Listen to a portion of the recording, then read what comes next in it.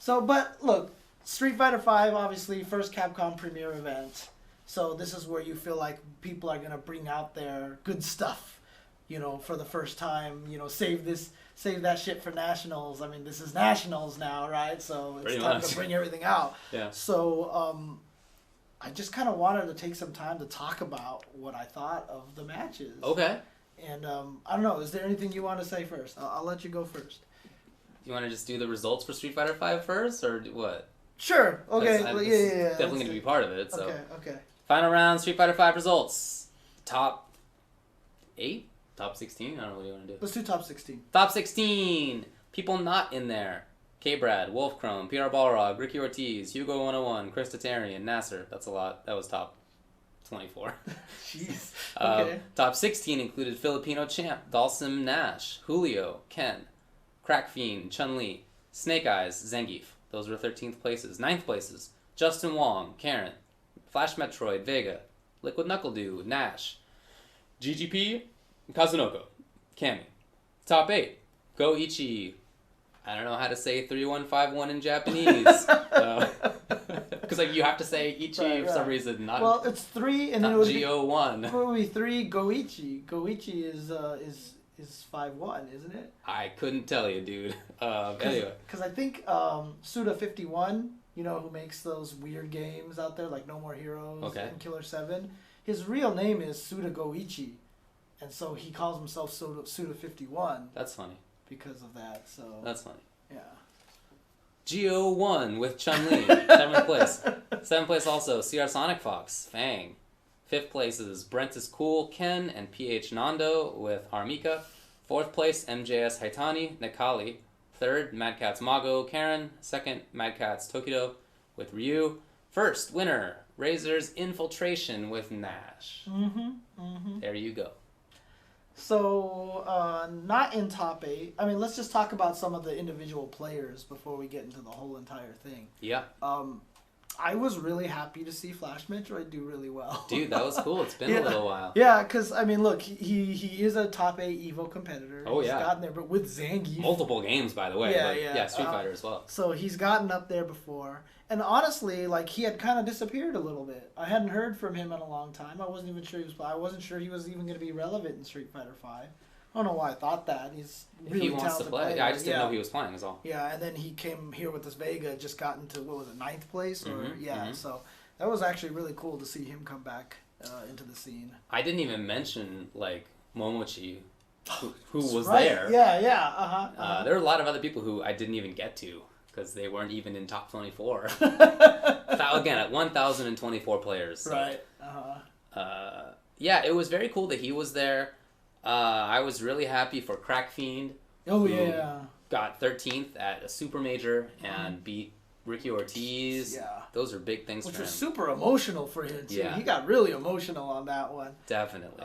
I like how Snake Eyes tried to do his best John Choi impersonation, going through the losers bracket. Yo, he beat so many good players. It was absurd. Yeah, I mean, I saw your tweet with you finding out that he beat Punko. Yeah. He beat PR Rog, and then he beat Punko. And Dako was right before that. Yeah. And there was a whole host. I don't even remember who all they were. Dude, it was ridiculous. There was a ton of top players. Yeah. He just steamed. So and then, it was of course, nuts. in the middle of the Justin match, his shoulder button popped off, and so Right. he couldn't lariat anymore. Right, yeah, he was not having a good time. Look, in my opinion, not being able to lariat anymore means your Zangief is better. Well, that also means that he didn't have Super. Oh. Well, not Super. He didn't have EXSPD as available. Right, because he can't harder. hit the buttons. Okay. So it definitely sucks. Makes sense. Okay. Shoutouts to Hugo 101, who I didn't know was playing Street Fighter V at all. Right? I don't think he's been to I Wednesday didn't even nights. see him. Oh, he was there. I saw him. I didn't even see him. And Yeah. he sent Momochi to losers bracket. Yeah, he did. And not with Bison, who he used a lot in Street Fighter 4. Not with Cammy, who he uses in ST. He did it with... It was Chun and Nakali. Chun and Nakali. Interesting. Yeah. Okay. So those were cool. Good work to Nasser, who's been playing a lot and has a really unique style of craziness. Yeah, he's the new Punko Jobin character. I talked to some other Ryu players who are pretty salty. They don't like it. I'm sure. If you haven't played against him, that's not even accurate. I played against him online, and I was like, I'm never losing to this idiot again. I was so mad. But then I saw him playing against like Justin and doing the same things, and it was working too. Right, and I was like, okay, you're good. Good work. Right. It was really cool to see how well he did. I was very happy. Obviously, for me, it was awesome watching Nando play. Yeah. Armika style, because the thing is, everyone always says this about Armika, right? Hard to get in. Once you get in, vortex time, and he really didn't play it as much like that. You know what I mean? He did have a little bit of the vortex-ish stuff, but he was very patient, and he had some really sick tech that I liked. So I'm totally enamored with Wake Up Nadeshko. I feel like that's pretty clear, man. Yeah, but for some reason, like in my mind, I was always like, I'm gonna get hit. Well, yeah. And so I wouldn't do it, but for some reason, it didn't strike through my head that I can just do it, get hit, and then Nadeshko comes and I get a combo. Unless you get crush countered, then you're in trouble. Yeah, for sure. Or unless the opponent is like super smart and like somehow combos into something that. Oh yeah, could you do like what people did against Catastrophe? Dawson's Ultra. Oh right, where stick out a crouching short. Then if he does Catastrophe, like mash EX uppercut, and you cancel the crouching short. Yeah, something like that. Yeah. Interesting question. Okay. Well, I was very happy to see Do, obviously. We talked about him last week. Really cool to see how well he did, as well as just to see him there. Dude, he won Ultra Street Fighter 4. He sure did. Yeah. SonicFox. Dude, okay. Man, I wrote a tweet out, I was just like, I seriously said, sorry guys, SonicFox can be good at whatever game he wants to be good at. Right? He just has pure unadulterated fighting game talent. And I post up tweets every once in a while that like people will argue with me about and stuff. But dude, I got a lot of salty people out of this one. And I literally had to respond by saying it's still really cute to me that so many people don't think that SonicFox could be one of the best. Like someone tweeted me and said there's no way SonicFox could be good at Marvel. And I was like, he's like one of the best at Skullgirls. Yeah, I know. It is Marvel, right? Yeah. I mean, like Mike Z literally tried to create a true MVC2 sequel. I know. Right? You know, the only one someone was like, do you really think he could become one of the gods in Melee? And I was like, look, that's an exclusive club. And I'm not saying he'd be top one in every single game. Come on, yeah. But he would be competitive in Melee. There's just no way he would not be. Yeah. There is a lot of people salty about SonicFox being really good at all these fighting games. It made me so happy. Dude, right? Yeah. You know what? What's funny is, like, it doesn't really matter to me. Like, I'm happy for the kid because he's a nice guy. But I'm not, like, one of these folks who's like, oh man, I'm an MK head, and I wait till you see SonicFox. He's gonna come in here. He's gonna right, that's not my position. Right. I'm happy about it because everybody else is mad about it. That's all. That's all. Man. It makes me very amused that so I went back to watch the match that he had against Tokido. Just to see it, and the YouTube comments are so salty. They're so. This kid got destroyed. Ugh, it's not MK. Ugh. Oh my god. Okay, first of all, he's understand he placed higher than 1,016 people. Okay, it's pretty good. Second place is Tokido. Right. Great, one of the greatest all-time fighting game players. And he's been playing for 40 days. Yep. You know? Like literally playing Street Fighter for 40 days. Like he had casually played 4 enough to know he didn't really like it. And then he stopped playing. And he likes 5, so he's been playing. And it was it makes me so happy. Oh, dude. Yeah. You have to be quite an idiot, I think, to like stake out this position of, oh, my game is so unusual. It's so different from everybody else, or my scene is so much stronger. Right. That Like honestly, Come like on, guys. okay, if you said something like SonicFox, maybe he couldn't be the best in League of Legends or something like that, I'd be like, okay, sure, maybe.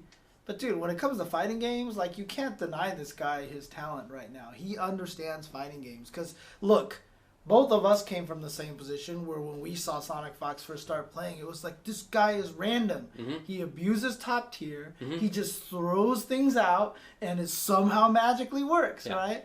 Dude, you can't be doing that for like 3 years in a row, go undefeated in a video game for like a year and a half, and basically still sit there and go, man, he's just lucky that all of his stuff lands like every single time. he learned how to play footsies too. Like he Uh-huh. learned how to zone. Like he won Evo basically with Katana, Right. and then he like played Mark or whatever Right. marksman at the end. Uh-huh. But like basically Katana, and he won ESL pretty much with Katana. Yeah, A zoning character. So like it's not that he's just up close shenanigans. It's like he's really good at fighting games, folks. Well, I mean, to be honest with you, I actually felt like that was his biggest weakness, was Street Fighter footsies, that third strike footsies that I don't feel like he quite had yet. Yeah. But the fact that I felt like he was weak in that area and he got top 8 means he only has room to get better. Yep. Which is the craziest part about this whole entire thing. Now, Oh my god, his bracket was weak. Oh. does this mean... does this mean I think he's gonna get top 8 at all the events, like CEO and whatever like Yeah. that? No. Yeah, but of that's course, because like every tournament we've like last year, every tournament we're like put names in a hat, draw them out, and there's your top 8 because that's how good the talent pool is, right? Yeah.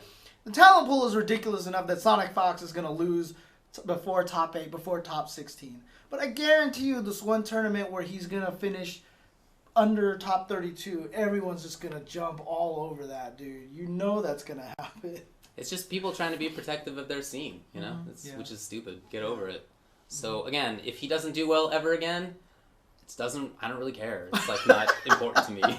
I want him to do well because he's very nice. I like the kid. But it's like, I don't need SonicFox to do well. I just think this is hilarious. Right. Because everybody else is mad about it. Yep. That's all. Tokido was awesome, dude. Tokido was amazing. God. Yeah. Tokido. Look. So prepared. Yeah, I mean, people always say like, oh, I'm biased towards PR Rock, I'm biased towards whatever, Snake Eyes, right? I mean, look, I love Tokido to death, so obviously I'm a little biased here in the fact that I really enjoyed watching him get far in the tournament and watching him play super well. I mean, he was doing stuff with Ryu like I just didn't even like. We've said Ryu is really cool in this game and he's really fun, but even still then he was doing amazing things. Like that comeback versus Hitani, which I've seen like tweeted like 17 times already by 17 different people or whatever. The thing that like everyone's going to see that comeback, the stun, and he wins, right? But how did it start? How did that comeback start? He literally did, Hitani walked up to him, tried to do a shimmy basically, and low blocked. And Tokido woke up with low forward fireball into super fireball. That was really good. Which was the Denjin one, so it was safe on block, right? And it went pow like that. And then he dashed up to Hitani. You can't combo. Like, you cannot actually punish them after they get broken by Denjin unless they're in the corner. Yeah. So he dashed up to him and then immediately dashed backwards. And Hitani whiffed the throw. And that started the whole thing. And that to me was the genius part right there. That not only did he wake up with that Denjin and got him guard broken, but he had a plan immediately afterwards, and the plan worked. It was really, really awesome. Agreed, man. It was very cool to watch. Yeah. And then Infiltration was better than everybody else. That's it. Yeah, as much as I want to talk about how great Tokido was, like I felt like Infiltration was like on an order of magnitude better than everybody else. Yeah, he is better. He just has better, like, all the things. Better spacing, better movement, better hit confirms, better mix-ups. Nash on ice skates. Yeah. Like, I know that character's fast. I mean, his dashes are awesome. That's what the character is. And in seeing, for example, L.I. Joe win Winter Brawl, like, he did a lot of dashing. But it looked different when Infiltration was playing. Like, he was just better about it. His movement was just awesome. So it was weird because it really looked like Infiltration was playing casually on a stream, like in the middle of a giant tournament. yeah. Like he's just like, haha, let me beat up all these people. Yep, Look how pretty fun much. this is. Like I wouldn't be surprised if you started singing or doing ghost noises like Right, at final round and everything like that. Yep. But he was ridiculous. Infiltration. Look, a lot of people bet on Infiltration. Someone actually said to me before final round, they're like, "Who's your pick to win final round?" I was like, "I have no idea." And they're like, "I pick Infiltration." My response was like, "Way to go out on a limb there." Yeah, okay. Yeah. But no, Infiltration was amazing. He was super good, and he's going to all these events, dude. So he'll do a lot of He's stuff. going to be taking a lot of spots, you know. I was very happy for Brent that he got winners semis. Mm-hmm. That was awesome. Not as awesome was that he got dunked afterward, but I think he was still happy with Well, where he got. I So- talked to him Okay. afterwards, and I went up to him. I was like, "You look nervous." He was like, "I was hella nervous." Yeah. Yeah. So I mean, it's just, and then I told him afterwards. I was just like, "Look, you're only gonna get better at this by making more top eights. It's the only way it's gonna work, right? You don't get better at top eight by just some magic. Like those nerves don't go away until you just do it so much that it's like, okay, here I am. Let's do this." You know, that's just what it comes down to. So he's gonna get better. He got top 8 at Winter Brawl. He got top 8 here. So that's 2 in a row. In what I'm most proud about though is that it's in hostile environment that I was able to do that. Because my biggest weakness for all the Wednesday Night Fights players is that they all were terrible whenever they left SoCal, and so to see, you know, outside of Snake Eyes, of course, but but to see Brent do well 2 tournaments in a row like that is really encouraging for him. Agreed. And then Geo won both Pokken and something else, I think. Oh, okay. Under Night. Oh, okay. And That also makes top sense. 8 in Chun in Street Fighter 5 with Chun. Chun Fighter 5. Yeah, Chun Fighter. He was the only Chun in top 8, but he was really good. So. Anyway, enough about the players. What do you think about the characters? What do you think about the game? Dude, I mean, it's interesting because obviously the thing that stands out the most is that there was 8 different characters in the top 8, right? And it's like, oh, look how balanced it is, you know. I mean, Xian, not Singapore Xian, Texas Xian, brought up a good point because he was like, well, Winter Brawl then means that the game is horribly unbalanced. Right. So, you know, still early to say, but it was still very, very encouraging for everyone who does not play Zangief, you know, the tournament. Yo, there's one Zangief in the tournament. Well, there was also a couple, I'm just kidding. I haven't seen there were more. Yeah, but it was unfortunate, you know, for Zangief players. I'm just saying. Zangief entered and got 13th. There was one Gief. Right. Yeah, they were a good handful. It's true. But it was really cool to see all the character variety, and the best part about it was early on in the game, everyone plays everyone different. Yeah. And you could really see their personalities. We talked about this on stream already. Yeah. You know, so it was really, really awesome to watch. I was really happy with that. I mean, Yeah, me too. The only interesting thing is someone did tweet me and they mentioned that there's no Bison in top 50. That's so weird. Yeah. I would have to look at that. We talked, or me too. We talked with some Bison players who think he's bad. Yeah. And that they're gonna switch. Yeah, I don't understand that. It's confusing to me too, but that was their take on it. And then there's no Bison in top 50. Yep. Maybe they're right about it. We'll have to see how it turns out. Yep. I don't know. I'm curious to see how that's gonna go. I just think he's such a good character. Yeah, I think he's good too, but look, I think Fang is not very good. I already thought he was not very good, but I was feeling stronger about it. And then some of the things that I had been doing just got lit up By by Tokido so badly that now I haven't had the chance yet to lab it up a little bit, but I feel like I need to have like a 60% different strategy. Like not like 5 to 10% on the edges. Like I was basically there. No, like I have to like drastically change. I mean, look. If I'm gonna, look, I'm not competing. Whatever. Right. I'm not gonna play against Tokido. Fine, but right. Like, yeah. still. I'm saying like a person like Tokido will make everything look bad. I get it, but like it wasn't just that he was outplaying. It's like he solved a bunch of what Fang does. Oh, okay. That's what it was. Okay. I was gonna put a vid out on it today, but I had to do real work. So hopefully sometime this week I will. The reason I was watching the Tokido versus SonicFox match was I'm gonna put up like a video on like here are the things that Tokido just murdered. Well, yeah. Nobody better to murder stuff than the murder face, right? So.